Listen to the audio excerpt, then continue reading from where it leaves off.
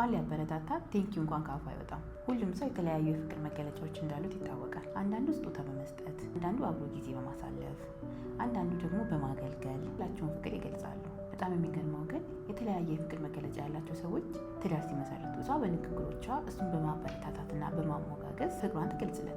በተመሳሳይ እሱ ጀግና ሚስቴ እያለ እንዲያበረታታት ትፈልጋለች። ነገር ግን እንኳን ሊያበረታታት ቴንኪው እንኳን ካፉ አይወጣም። ወይም ደግሞ እሷን ቤት ውስጥ ስራ በማገዝ የተለያዩ ነገሮችን በማድረግ ፍቅሩን ይገልጻል። እሷ ግን ቤት ውስጥ ስራ ከሚሰራ በንግግሩ ፍቅሩን የሚገልጽላት ትመርጣለች። እዚህ መሀል አለመግባባት ይፈጠራል። አሁን አንድ መርሳት የሌለብን ነገር ሁሉም ሰው የተለያየ የፍቅር መገለጫ እንዳለው ነው እና እነሱን አውቀን እውቅና መስጠት ብዙ ነገሮችን ያቀልልናል።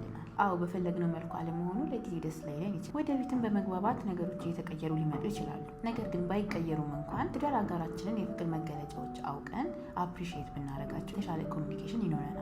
እስቲ ካፕሽን ላይ ከጻፍኩላችሁ ውስጥ የእናንተ የትዳር አጋር የፍቅር መገለጫው የትኛው ነው? ቻለው